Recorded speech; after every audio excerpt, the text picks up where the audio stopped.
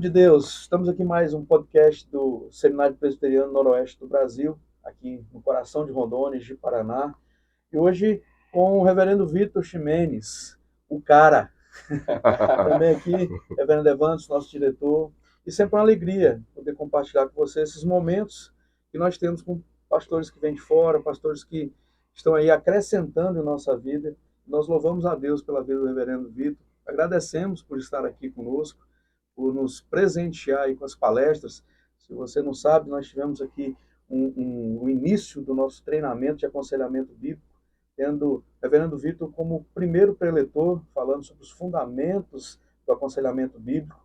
Você vai ver alguma coisa disso aí daqui uns meses, que a gente vai colocar na internet, a gente vai colocar no YouTube. Mas fique atento, logo, logo vem o segundo módulo, fique atento aí nas redes sociais do seminário, para você ficar por dentro. Mas enquanto isso, o reverendo Evandes dá uma palavrinha, depois o reverendo Vitor se apresenta. Muito bom. É ótimo ter o reverendo Vitor com a gente aqui nesses dias. E é sempre bom a gente conversar sobre o aconselhamento bíblico, que é uma questão que lida com os nossos dilemas, nossas dúvidas, nossos problemas, e numa perspectiva muito abrangente e completa, né? Porque nós buscamos nisso a resposta na palavra de Deus, na Escritura, para aquilo que são os nossos problemas. Então, reverendo, muito bom ter você aqui e vamos lá para o nosso bate-papo, né? Muito bem. Gente, prazer estar com vocês, pastor Marconi, pastor Evanderson.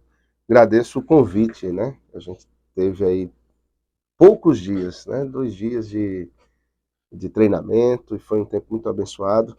A gente se encontra com irmãos e a gente fica muito feliz em revê-los, outros que a gente vê pela primeira vez. E o povo de Deus tem isso, né? Uma comunhão. A gente vai, daqui a pouco eu estou pegando o voo de volta. E a gente já sai com saudade dos irmãos aqui, pensando, quando é que a gente vai se ver de novo e poder compartilhar a fé novamente. Você pediu para eu me apresentar, Marconi? Mande bala. Sou pastor em Recife, na Igreja Presbiteriana de Boa Viagem, pai de 5 filhos, casado com Paula, professor no Seminário Presbiteriano, lá em Recife também, um seminário irmão aqui do Seminário do Noroeste do Brasil, e trabalho com aconselhamento bíblico no Ministério Pastoral. Sou professor da área no seminário, enfim, e essa é a minha jornada aí servindo ao Senhor. É um prazer estar aqui com vocês. É interessante essa questão da saudade, né? Você falou que vai ficar com saudade da gente, mas você não precisa chorar, tá bom? Não precisa chegar lá, ficar nos cantos chorando de saudade da gente, não, que a gente vai conversando aí pelo WhatsApp. Não fala assim, irmão, porque já me dá vontade de chorar. Tá certo. Mas, Vitor, sobre a apresentação, você falou ali da família, da igreja. Sua área de formação, qual é? Eu sou formado em Direito, né? Antes de Direito, eu iniciei o curso de Mecânica, não concluí, eu vi que não dava, eu não tinha muita coordenação motora.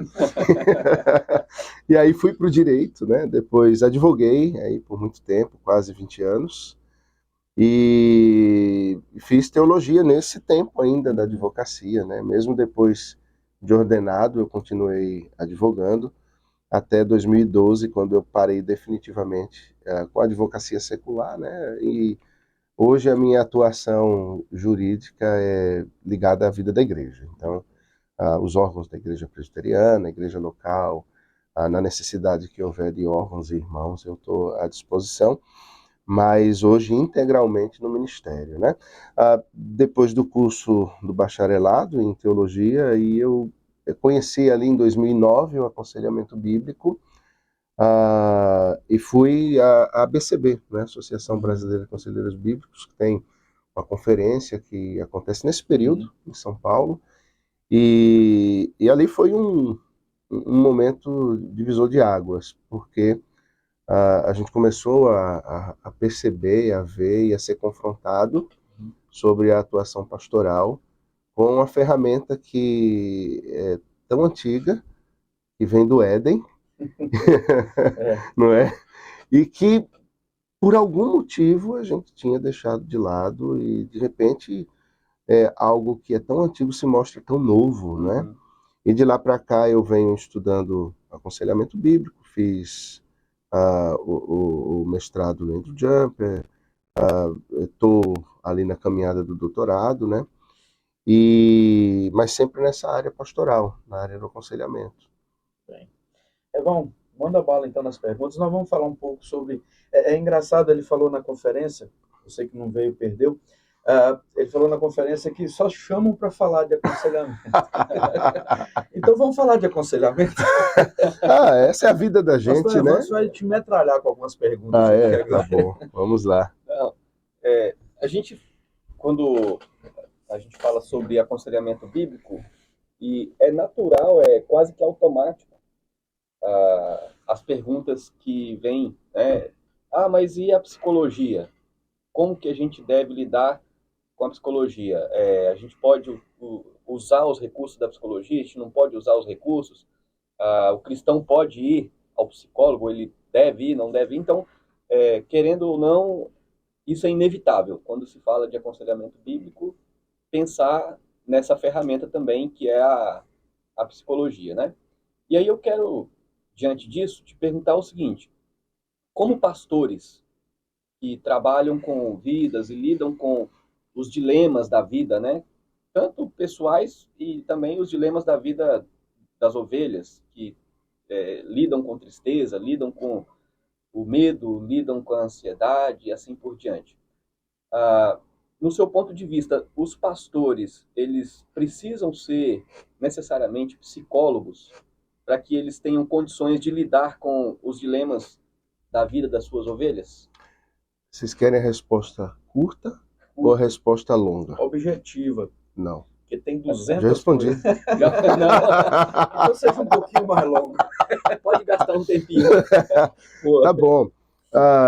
Nós entendemos que a palavra de Deus, ela descortina a alma do homem, ela trata todos os dilemas da vida e, portanto, ela é suficiente para tratar o ser humano, né, nas suas lutas, nos dissabores, nas dificuldades que são próprias da caminhada aqui embaixo, né?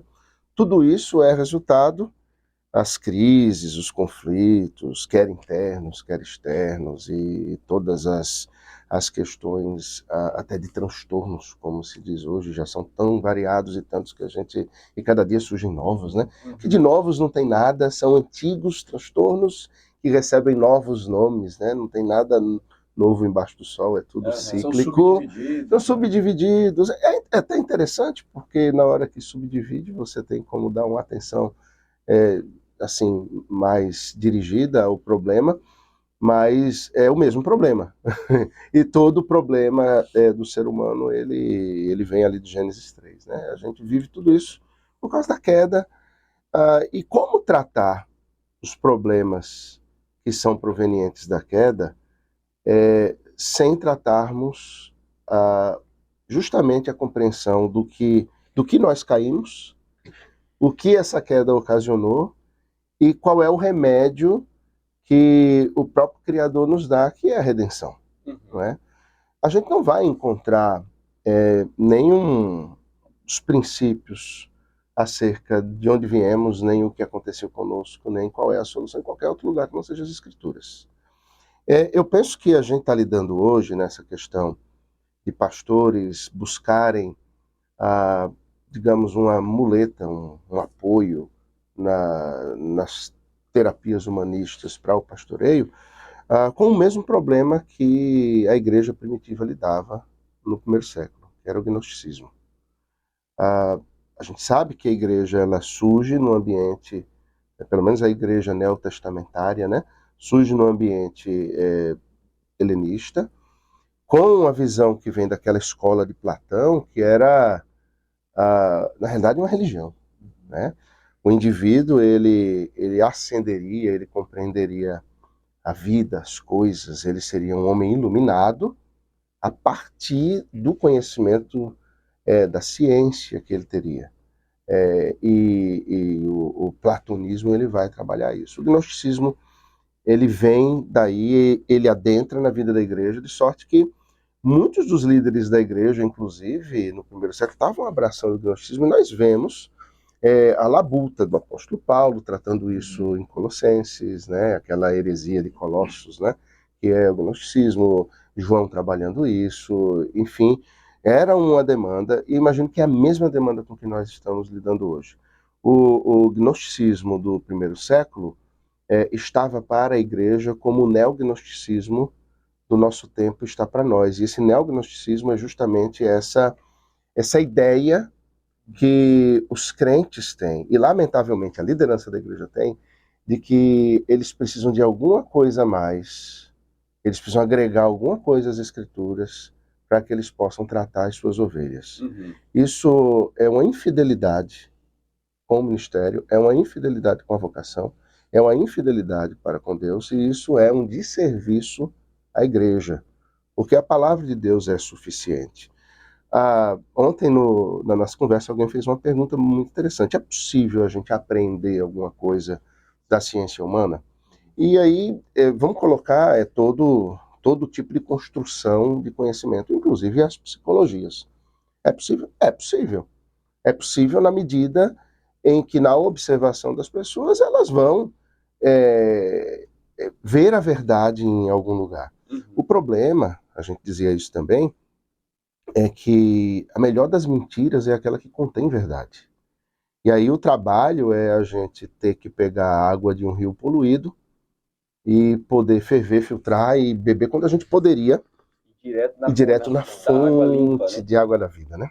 Água limpa, cristalina, sem nenhum tipo de impureza. Então, sim, a gente pode ver. Eu mesmo tenho vontade de, sei lá, no futuro, fazer alguma pós-graduação, algum mestrado na área de psicologia, para poder. Porque é difícil, né? A gente vai conversar com os psicólogos, mas você não é formado em psicologia. Uhum. Tá, mas talvez eu tenha lido mais material de psicologia do que você, o camarada. Mas eu não tenho. Então, talvez eu tenha que fazer para poder conversar com você. Na graduação não dá para a gente bater, né, com um professor assim, mas no nível de mestrado a gente pode discutir. Sim. Então, eu vejo, só para concluir isso aí, Aham. porque eu sei que você tem 500 mil perguntas para fazer, Tem. Eu tinha até uma para emendar nessa observa aí. a caminhada. Ó. Uma coisa interessante, um psicólogo que tem emergido no meio desse gnosticismo e tem sido extremamente perseguido, inclusive deixou a cátedra na universidade em que ele coordenava o programa de pós-graduação no Canadá, porque ele disse assim, é injusto que os alunos que estudem comigo, porque estudaram comigo, não arrumam emprego quando saem daqui. O Jordan Peterson. Uhum. O Jordan Peterson, ele emergiu ali como um indivíduo que disse não a um sistema psicológico que é progressista, e as psicologias dos nossos dias, elas são extremamente progressistas, e leia-se, progressismo é contrário às escrituras, e ele, como um conservador, ele se levanta ali, e ele se diz cristão, não é? E ele diz não. Veja, o camarada começa a ser perseguido como um louco, porque as mídias, e ele fala a língua que o povo quer ouvir, elevaram, e ele não precisa dos meios, das estruturas de classe para sobreviver. Mas esse é o grande ponto. Então, é difícil pastores fazerem psicologia e quererem trabalhar com essa ferramenta no trato pastoral. Porque esse é um trato pastoral, mas é outro trato pastoral. Não é o trato pastoral bíblico. E nós somos chamados para sermos pastores na palavra, né? E, assim, muitos têm essa ideia. Não, agora eu fiz psicologia, agora sim eu posso lidar com os problemas. Antes eu não podia, agora eu estou capacitado para isso, né? E aí, a gente ouve muitas vezes o seguinte, as pessoas não vão aos pastores porque os pastores tudo vai dizer para ele que é pecado, e isso vai trazer um peso sobre a vida dela, então, por isso que elas vão aos psicólogos, porque lá elas vão ter aceitação, né? Elas vão ser recebidas e vão se sentir bem. Então, por isso as pessoas não buscam o aconselhamento bíblico, porque no aconselhamento bíblico elas vão ser confrontadas. Então, como que você vê essa questão? O aconselhamento bíblico, de fato, ele tem esse aspecto negativo? Bom, e a questão é, e será que isso é negativo, né? Então, É tipo assim, imagina que um paciente, ele faz uma série de exames, ele está se sentindo alguma coisa, e o médico passa e ele traz aqueles exames, e o médico recebe aqueles exames, e ele olha, e ele, é um tumor, precisa ser tratado com toda a seriedade, mas assim, eu digo a verdade para esse cara, que se ele não tratar isso ele vai morrer, ou, eu não vou dizer não, porque é muito duro eu dizer para ele que se ele não tratar esse negócio ele vai morrer. Aí o médico diz assim, ô irmão, faz o seguinte, você não tem nada, você tá bom, segue a vida. Você faz assim, toma uma aspirina uma vez por dia e segue a vida, toca aí. O cara vai sair feliz da vida, dali não tenho nada, né? Não tenho nada. Mas daqui a 6 meses ele vai morrer. Mas o médico não me falou que eu vou morrer. Mas vai morrer. É algo parecido. A diferença é que um médico, ele vai, ao não dizer ali a verdade ao paciente, talvez o resultado seja só material, ele vai morrer, mas é aqui, nessa vida passageira. E nós, ao não dizermos a verdade ao paciente, talvez, ou certamente o que está em jogo ali, não é simplesmente a vida passageira, mas é a vida eterna. Né? Então, há essa ideia de que o conselheiro, ele é duro, ele é desamoroso, né? A demanda da palavra de Deus é que sempre nós digamos a verdade, mas dizermos a verdade em amor, né? Ah, uma das falas, das ideias que eu gosto do aconselhamento bíblico é que essa verdade, que é a verdade, a palavra de Deus, ela deve ser dita de maneira que não seja puxar o tapete de alguém e deixar ele arrebentado no chão, mas que seja tirar o telhado e colocar ele no chão para que ele possa olhar para o alto e ver que há esperança. A demanda do aconselhamento bíblico é apontar o pecado, ao mesmo tempo apontar a solução na palavra de Deus e dar esperança. Então, o conselheiro, ele se envolve com o paciente, ele chora com, ele lamenta com, ele sofre com. E, na realidade, ele não é o dono da solução. A ideia de dono da solução, de uma classe mais alta que detém a verdade, é do gnosticismo, não é nossa. Na verdade, nós, como conselheiros, nós nos colocamos como codependentes do autor da vida, que é o Senhor Jesus. São dois pecadores tratando diante da verdade, que é a única solução para ambos, e isso nos coloca no mesmo plano. De sorte que para aquele que sofre, abrir o coração e tratar daquilo que é a sua demanda e ouvir a verdade é algo que muitas vezes vai trazer a amargura do pecado, mas vai trazer a doçura, né, da redenção. Porque você começa a entender por que você é como você é, porque as escrituras explicam isso, é a queda, e no final das contas ele consegue olhar, vislumbrar o horizonte, né? A gente diz a verdade, porque não há nada melhor que a verdade. Mas a gente diz a verdade em amor. Caminhar, né? É um Você vai caminhar. caminhar com a pessoa, Sim, você não vai simplesmente falar, você é um pecador e tchau. é o discipulado, né? Porque o aconselhamento é essa caminhada do dia a dia, é o discipulado. Deixa eu pegar, nem sei se você terminou, mas já terminou. Eu decreto que você tem que decretado. Ele é ditador. É ditador. Não, é só porque faz parte da resposta, perdão, da pergunta com a resposta. Visando isso que você respondeu, então um pastor, ele subscrever a sua obrigação, que a obrigação do pastor já é ponto resolvido, é prego batido e ponta virada. Prego batido, A obrigação do pastor é ser conselheiro e ser conselheiro bíblico, é atender a demanda das ovelhas dentro daquilo que a palavra diz. Então, um pastor subscrever essa obrigação, vamos pôr como obrigação, eu colocaria como alegria de poder servir, mas vamos pôr como obrigação, que muitos acham assim. O que tu acha? O cara chega no gabinete e fala, pastor, estou com uma situação assim, assim, assim. E ele diz assim, rapaz, eu tenho um profissional fantástico para você. Diga aí pra gente. Descasca esse abacaxi. Descasca esse abacaxi, né? Pois é, o aconselhamento, assim como a pregação, está na teologia prática, né? Está ali no topo da pirâmide. Digamos assim, a entrega de todo o saber teológico, tá? Na teologia prática. Então, do que adianta os pastores, eles... E aí eu não sei nem se são tão versados assim, mas deveriam ser, né? Versados no cânon, ou seja, eles são obreiros que não têm que se envergonhar, que manuseiam bem a palavra da verdade. Eles fazem as conexões, tendo uma boa hermenêutica, uma boa exegese, tem uma teologia bíblica que vê dentro da história da redenção a autorrevelação de Deus. Eles têm uma boa teologia sistemática, eles são apologetas, eles conseguem entender as conexões do mundo diante da palavra de Deus, e eles então aplicam tudo isso no aconselhamento, que é a pregação individual, né? Ou na pregação, que é o aconselhamento público. Se os pastores eles não tiverem aptos a fazer isso, é melhor que eles não sejam pastores. Na realidade, o trato psicológico ele surgiu exatamente nesse ponto, né? Num período em que a igreja ela patinava na falta de firmeza, porque a gente vê tudo muito bem associado, o surgimento das escolas psicológicas ali na primeira geração, no mesmo período em que a igreja está afundada no liberalismo, vivendo um materialismo muito grande. As escrituras, elas, para eles, não trariam respostas. A gente tem hoje os novos liberais que surgem, né?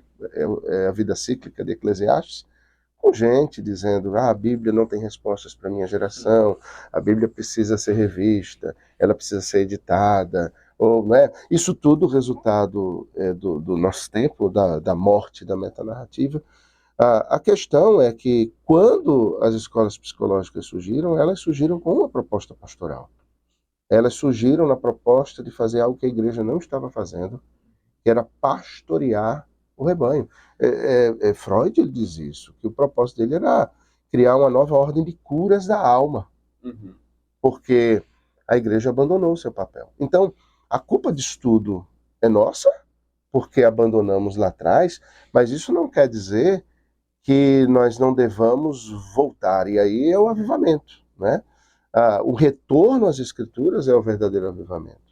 E se o Senhor está avivando a igreja, e está em todo o tempo ao remanescente fiel, né, os pastores eles precisam fazer exatamente o contrário do que aqueles infiéis do século XIX fizeram, que é justamente ir à palavra de Deus, humildemente, reconhecendo o que o Senhor trata nas Escrituras e tratando isso com todo o homem, com o homem todo.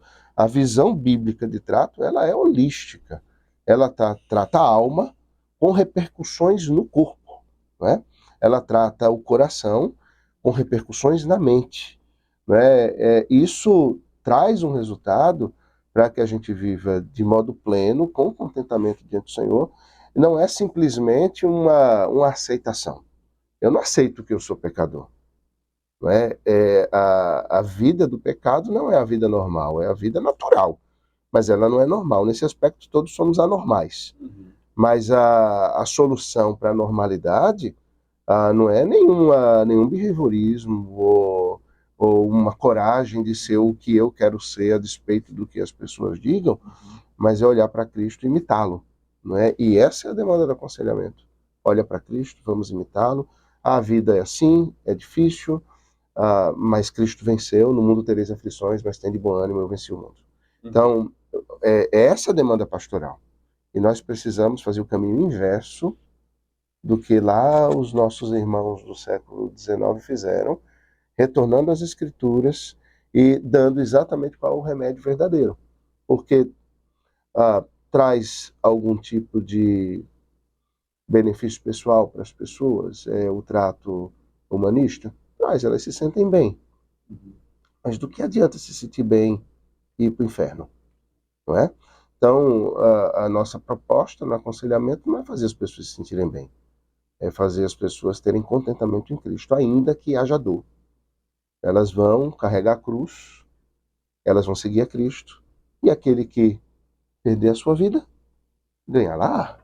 Esse é o fato. Na medida que nos perdemos, somos achados em Cristo. Outra questão que a gente percebe, nessa relação aí da psicologia com o aconselhamento bíblico, os problemas, os dilemas do ser humano, a partir dessa questão que você colocou, né, do surgimento dessa proposta da psicologia, os problemas ganharam alguns nomes técnicos que dão aquela impressão de que são problemas que precisam ser tratados por um profissional. Então, os problemas antigos da alma do homem, que sempre foram, à luz, na perspectiva cristã, foram tratados pela palavra, agora eles ganham uma nova terminologia, né? São aí um exemplo mais claro, depressão. É uma terminologia técnica, né? Que dá aquela impressão de que é um problema que está acima da capacidade de alguém que não seja um profissional para lidar com isso, e está além daquilo que a Bíblia pode oferecer. Então, como que o conselheiro bíblico deve tratar com isso, e como que os cristãos em si, os membros das igrejas, devem encarar essa questão? Eles precisam ser reorientados em relação a essas terminologias para que eles entendam. Na verdade, essas terminologias estão fazendo referência a problemas do coração. Isso é bem interessante, né? Essa questão da semiótica, né? Da semiologia, os termos e aquele conjunto de elementos que são sintomas e que vão definir ou apontar alguma coisa. Não há nenhum problema novo, como a gente começou falando, né? É interessante porque o termo depressão surge no advento das escolas psicológicas, ou seja, eles não têm 200 anos, não é? E a pergunta que a gente faz é, antes de se ter esses termos, esses problemas não existiam, não é? Eles não estavam lá? O ser humano, então, ele era muito melhor antes do século XIX. Não tinha nada disso. Tinha nada disso. Ou então, veja, talvez a gente tenha que absorver o seguinte, então o humanismo e todo essa ciência humanista foi que provocou tudo isso. Então joga fora tudo, porque se os problemas eles vêm do século XIX para cá, então o problema está no século XIX. Vamos pegar o século XIX e amassar e jogar no lixo, e vamos voltar ao que é. Voltemos à Idade Média, que de trevas não tinha nada. Era a verdadeira época iluminada. Então vamos voltar para lá, tanta coisa boa teve naquele período. Não estou querendo ser saudosista, né? Porque às vezes eles também são anacrônicos, né? Totalmente. Davi teve depressão, Elias teve depressão, Jesus teve depressão, estava numa crise depressiva de ansiedade. Então Pois é, e aí eu me lembro do Vadislau dando aula, e ele dizia, irmãos, precisamos redimir os termos. Né? Um aconselhamento redentivo. Vamos redimir os termos. E o Vadislau está certo. A gente pode chamar depressão? Pode, mas o que isso significa? Né? Seria uma tristeza profunda com consequências somatizadas, físicas, que afetam o corpo. Alguém numa tristeza profunda, os cabelos caem, ela não consegue dormir. Ou seja, a gente não pode descaracterizar o problema. Não, o problema está lá. Mas quando a gente dá determinados nomes, talvez seja exatamente a ideia do gnosticismo, que é colocar isso num patamar em que apenas um grupo de iluminados tem a compreensão e a capacidade de tratar isso. E tem os caminhos para chegar lá. Para chegar no grupo de iluminados. Você tem que estar lá em praça pública, ouvindo o filósofo falar, e você tem que ser eleito por ele para entrar na escola de Platão e conhecer os segredos, né, daquela sociedade de classe secreta. É mais ou menos uma maçonaria, não é? Algo do tipo. Então, o que eu diria, a gente tem depressão, coisa do século XIX? Não, a gente vê homens de Deus que tiveram lutas com tristezas profundas, sim. Spurgeon, não é? O próprio John Bunyan, não é? Houve um tempo em que Jonathan Edwards enfrentou uma tristeza profunda, naquela saída dele ali de Boston, né? Enfim. Nós temos servos do Senhor. A própria questão da ansiedade Uhum. é uma coisa tão antiga, e se não fosse, o Senhor Jesus não trataria isso no Sermão do Monte. Andeis Né? ansiosos, né? Não andeis ansiosos. Isso é uma coisa... A gente olha para os Salmos e a gente vê Davi uma conversa com a própria alma. Por que estás abatida, minha alma? Né? Salmos que trazem elementos que apontam para perseguição, sofrimento, vitimismo, que são sintomas da vida no pecado, da vida aqui embaixo. Vê a prosperidade do outro e fica muito chateado, né? Pois é. Bom, quem nunca sentiu esse tipo de coisa? Agora, a pergunta é, como é que se tratava isso se não havia os curas da alma nesse período? Como é que se tratava? Todo mundo Não havia terapia. Não havia, todo mundo era feito batata, dava no mato assim, não é? Não, havia, o povo de Deus tinha uma solução aos pés do Senhor. Né? A gente vê no Salmo 119, o salmista dizendo que o apego dele estava à lei do Senhor, né? Que ela é lâmpada, luz, ou seja, ela ilumina uma vida, porque se a gente for observar, o indivíduo em depressão, quando ele vai descrever o que é depressão, ele fala de uma vida em que ele está num calabouço, em que ele está numa sala escura. Davi diz, tua palavra é lâmpada, é luz. Ele diz, ela ilumina esse momento de noite escura da alma, né? E aí eu tenho a verdade esclarecida, eu tenho o caminho apontado, eu vejo as coisas com clareza. Né? Então, os tratos terapêuticos humanistas, eles são um aconselhamento. Só que não são um aconselhamento bíblico. Eles dão nomes, eles reconhecem sintomas. Talvez o ponto seja que a gente tem que aprender a reconhecer sintomas. Eles são bons nesse negócio. Sim. Em reconhecer sintomas. A observação feita por eles é interessante, excelente. Porque eles são bons observadores. Agora, o problema é o diagnóstico. Porque se observa tudo, mas qual o diagnóstico? O diagnóstico que você começou falando, Marconi, que as pessoas não querem ouvir vaso de alabastro, é o pecado. Tudo isso é consequência do pecado, só há uma solução. Arrependei-vos. E geralmente a proposta é assim, as pessoas ao seu redor têm que mudar a forma de te tratar. Geralmente a proposta bíblica é o seguinte, você tem que mudar o que está no seu coração. Então, isso incomoda, né? Onde está a causa. Pois é. É no seu... a pessoa que está ao seu redor está dentro de você. Então, exatamente. Eu gosto de... Eu sou fã de algumas coisas. Eu gosto de Star Wars. Mas eu também gosto de Star Trek. Eu gosto dessas coisas. Eu estava te falando da minha coleção, dos meus HQs da DC.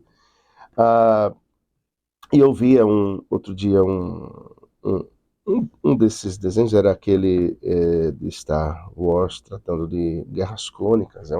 São acho que 7 temporadas de um trabalho de desenho, são 20 minutinhos cada um, e ele sempre começa com uma frasezinha. Teve um que eu vi a semana passada e dizia assim, o maior monstro que existe é aquele que há dentro de você. Ele começava assim, poxa, sabedoria em Star Trek. Calvinista. Né? Isso é o lado bom da força. Jay Adams. Jay Adams, Calvino, essa turma eram Jedis. E eu disse, uau, esse cara aí capturou uma coisa. Esse é o fato. A gente olha para fora e a gente julga que o mundo é mau, ele é mesmo. Mas nós não somos melhores do que o mundo. Né? Então, o Senhor Jesus fala sobre isso no finzinho do Sermão do Monte, quando ele trata da questão de olharmos para a nossa trave antes de olharmos para o cisco no olho do outro, do irmão, né? Aquilo que está dentro de nós é um problema com o qual nós temos que lidar. O que está fora de nós é algo com que nós podemos nos envolver no processo de ajuda, mas não sem que antes a gente trate aquilo que é dentro de nós.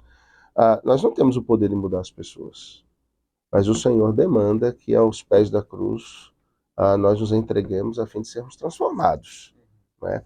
Então, não é talvez as pessoas ouçam a gente falando e digam assim, mas isso é simples demais.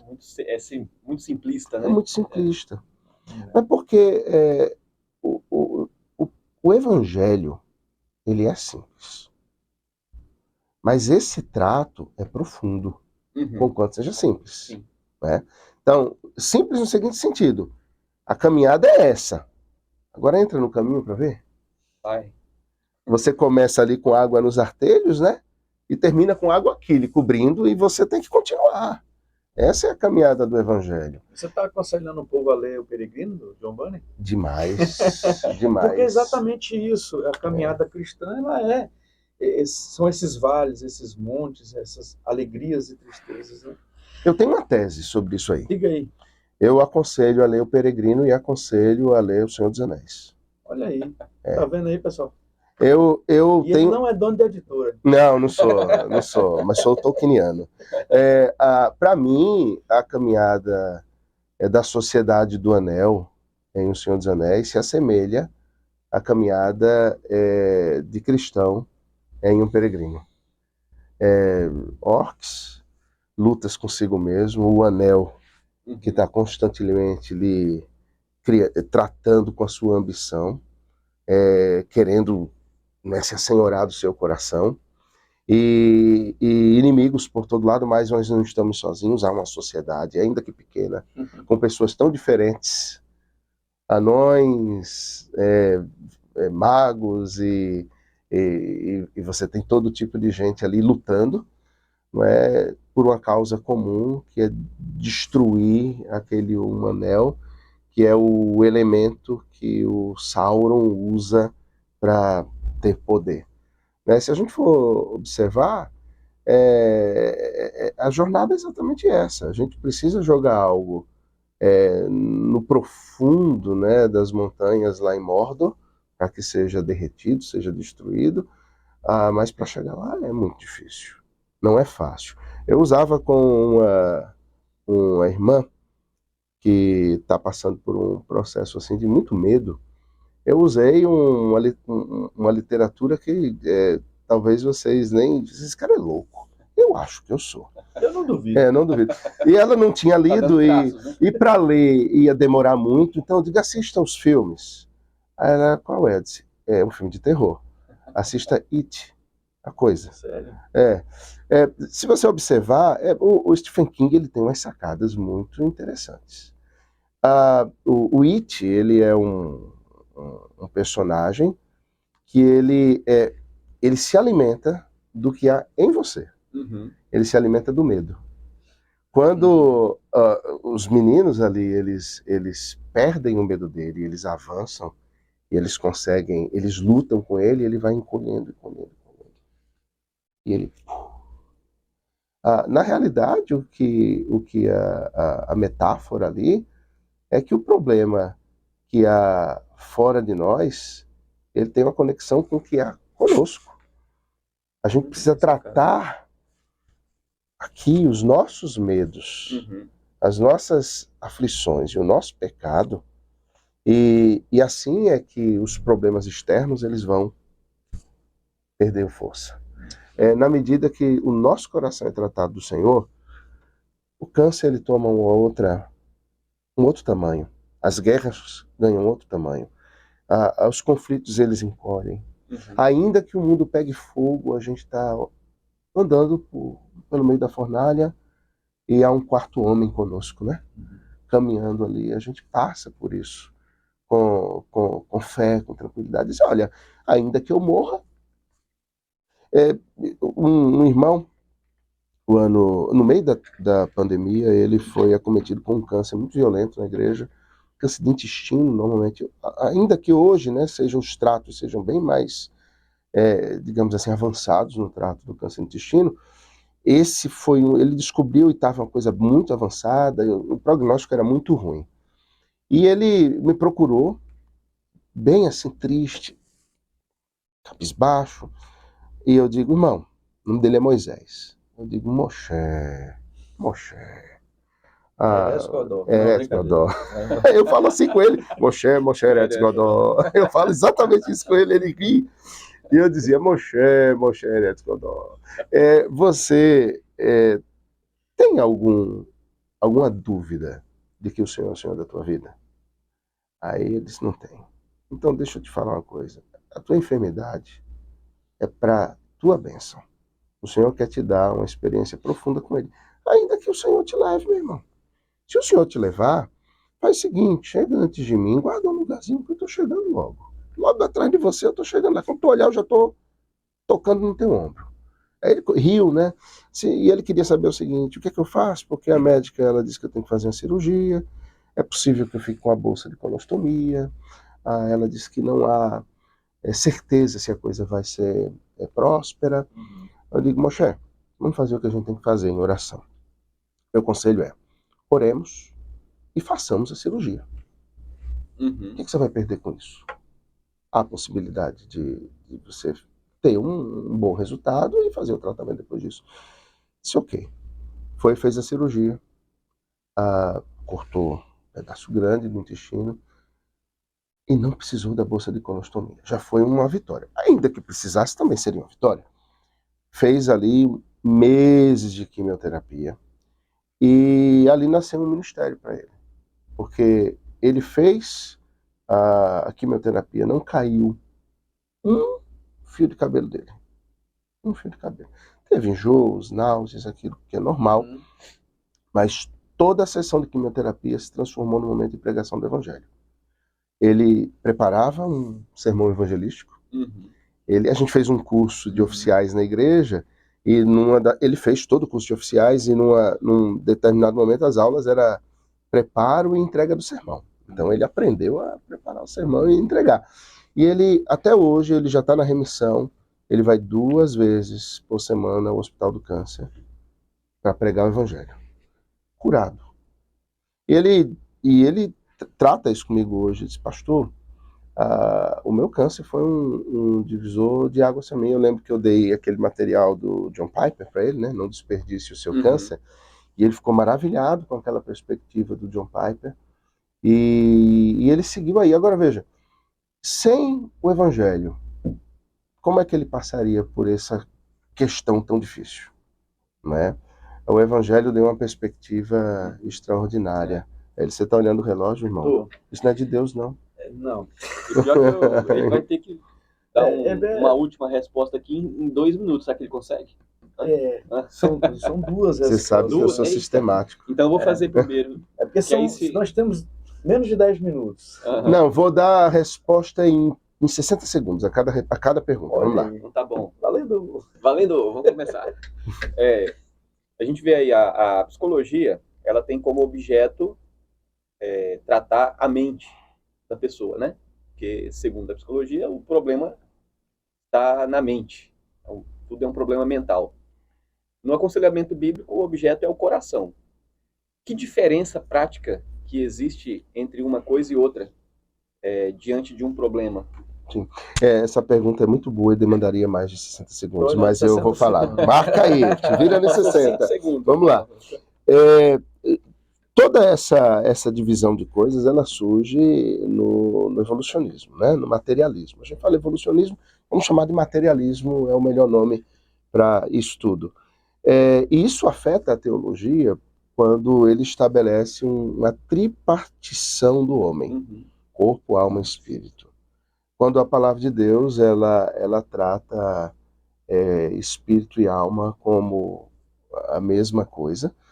E também as escrituras, elas não falam de uma divisão profunda entre corpo e alma. O homem é uma unidade formada de 2 partes, né? Uma unidade psicossomática. Onde a alma termina e o corpo começa, a única coisa capaz de separar o corpo e a alma é algo que sequer deveria existir, que é a morte. Né? Fora a morte, não há separação dessa unidade. É como você partir ao meio alguém, né? O corpo e a alma.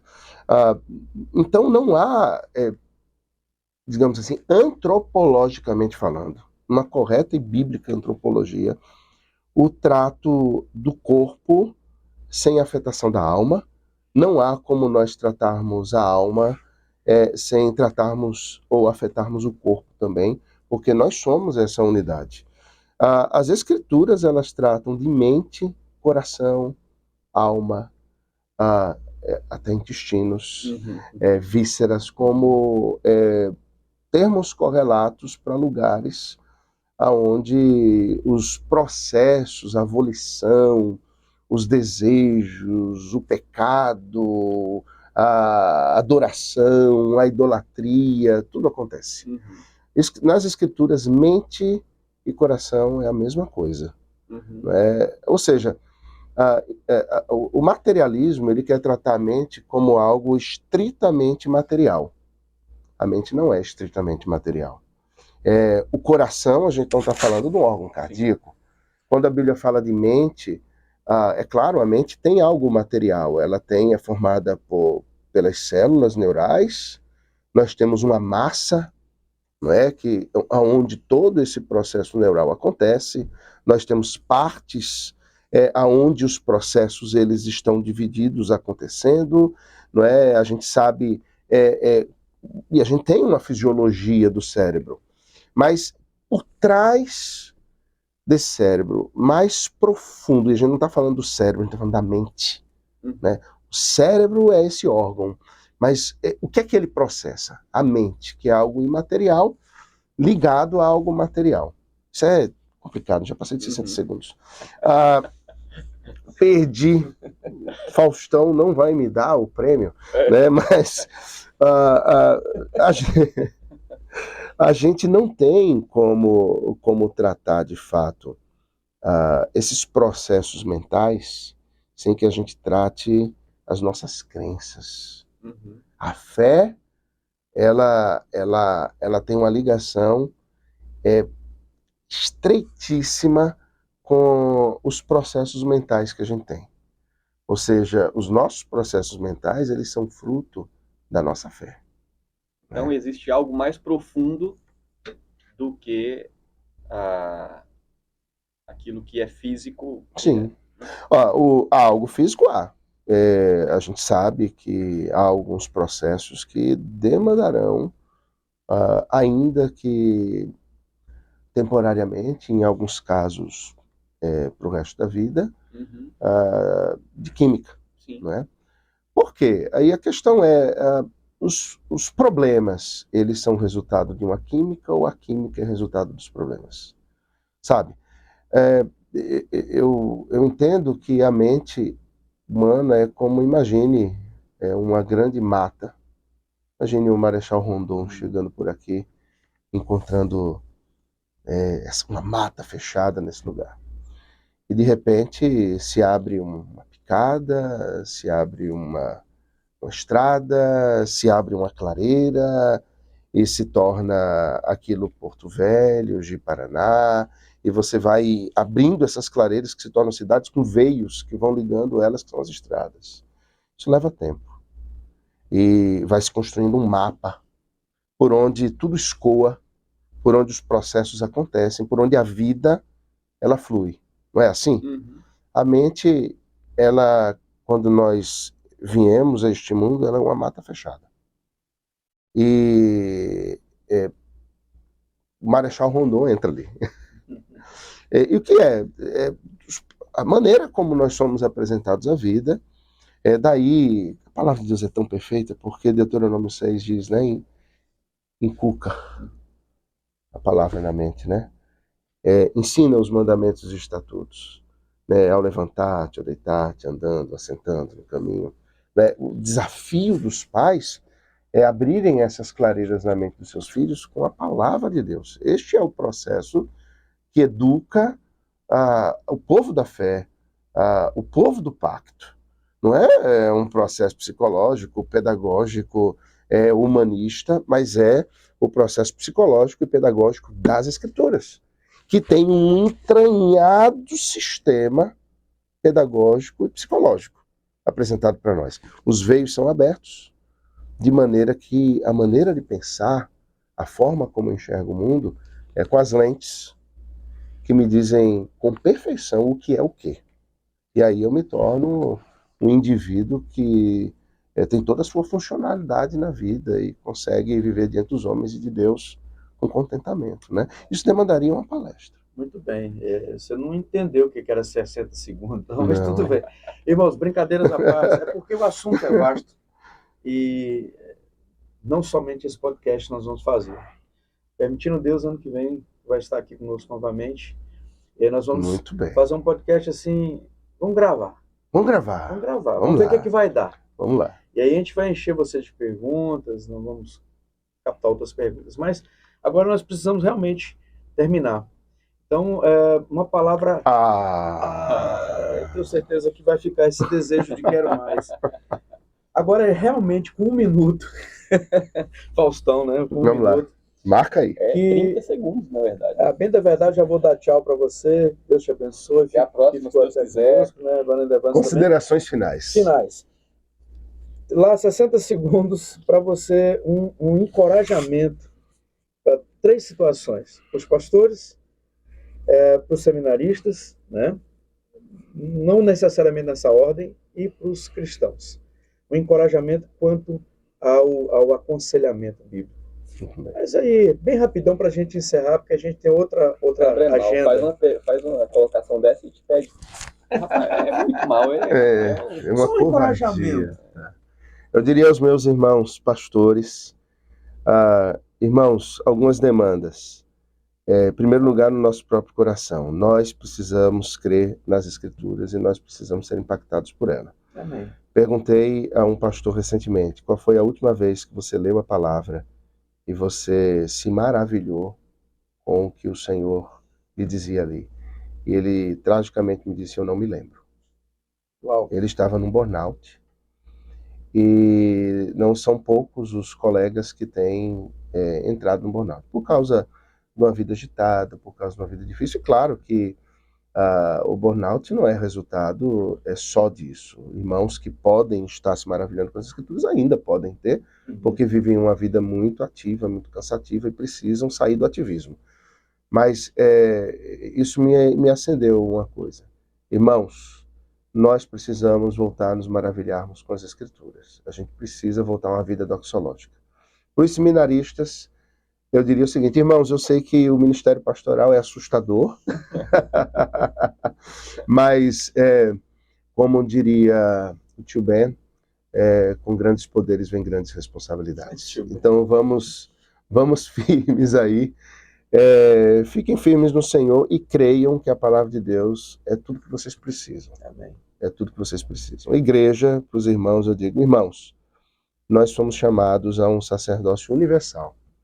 Os irmãos das nossas igrejas foram chamados também para o ministério da palavra, que é o ministério do aconselhamento. Então, em primeiro lugar, tenha o seu coração confrontado pelas Escrituras para você ser transformado em imagem de Cristo e seja um instrumento nas mãos do Senhor Jesus, do verdadeiro Redentor e verdadeiro conselheiro na vida dos irmãos, falando a palavra, dando conselhos bíblicos para a glória de Deus. Muito bom. Amém. Rapaz, ele conseguiu. Deus abençoe e até o próximo podcast. Deus abençoe, irmãos.